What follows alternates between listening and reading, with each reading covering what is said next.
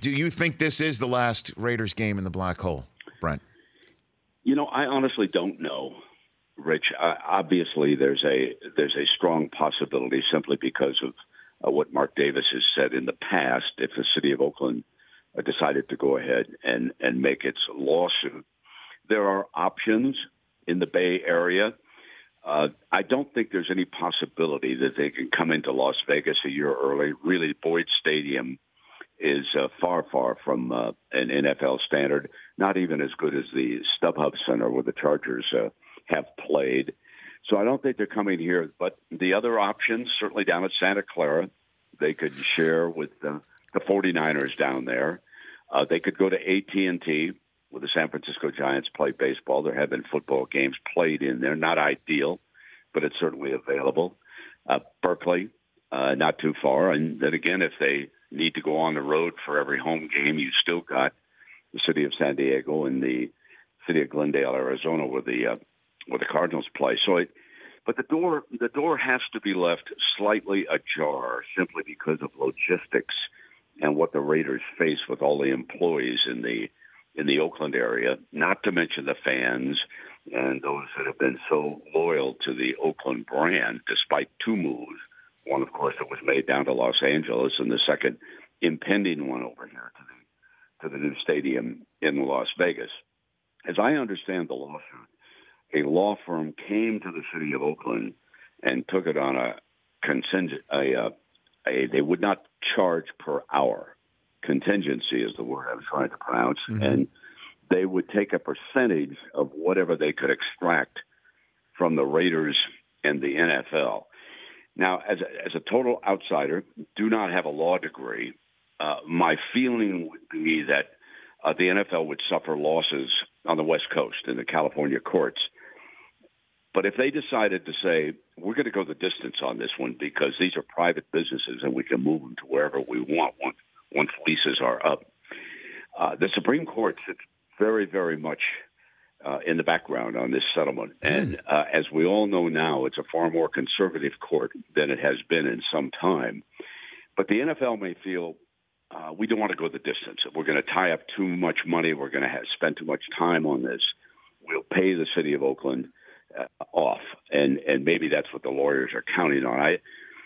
Like I said, I don't have a law degree. I'm just watching this from afar. I'm disappointed in the city of Oakland. I think it's a long shot for them if the NFL decides to go to the distance. Spending as much time as I have in the Oakland area, the most underrated aspect of the Raiders, the fan base, they have been terrific to deal with. It's a heavy Hispanic crowd, a lot of women. I've spent time with a lot of those fans and families. They've been great. They have been obviously abused through the decades by this team moving twice, but many of them saying to me, we're going to go to Las Vegas. We're going to follow the team down there, and many of them have already bought season tickets. So we shall see what happens. I do not want to close the door.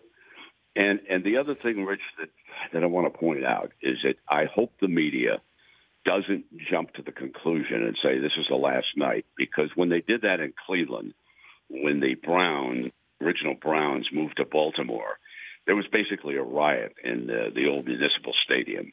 And we don't want to see anything like that on Monday. I will just let those in charge of the Raiders decide where they're going to spend next season for their home games before they make the move to Las Vegas. Brent Musburger here on the Rich Eisen Show. We all know what the Bears look like, and we suppose they wouldn't be looking like they look without Khalil Mack there. The Cowboys have absolutely become a different team with Amari Cooper on their roster. Heart of hearts, quiet moment. Do you think John Gruden has any regrets about those situations, Brent? Well, I'm sure that, he must sit back and wish that he had both of them playing for him Monday night against Denver. But and some of it was financial when it came to Khalil Mack. It was also the same agent who represented both, and obviously there was some animosity which flowed. I think the agent was determined to try and get the players out of there. I don't personally second-guess the Amari Cooper trade. I've known Amari since he was down in Alabama, and I just thought he was not happy whenever I was around him in Oakland. Very quiet, didn't seem to like talking, small talk with people like me. And I said, this is a far different person than I knew in Tuscaloosa. And I'm happy that he's played well. He's a terrific talent.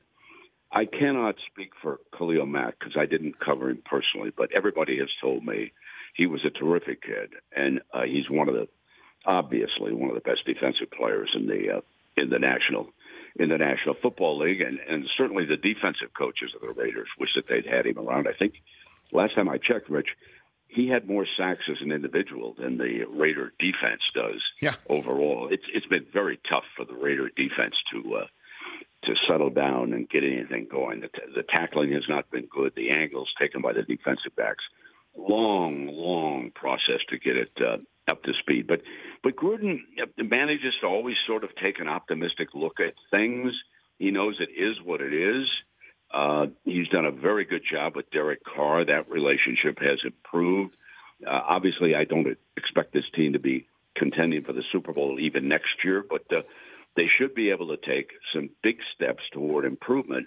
With those 3 first rounds, they can obviously trade 1 or 2 down and add even more draft choices to accumulate some young talent going forward. The team itself has been good to be around. The players seem to enjoy each other. They've been conversational. I don't know what they'll show up with on Monday night simply because the offensive line was so beaten up last week in Cincinnati. 2 new guards were in there. The tackles had a tough time. The Rich Eisen Show, weekdays at noon Eastern on Audience.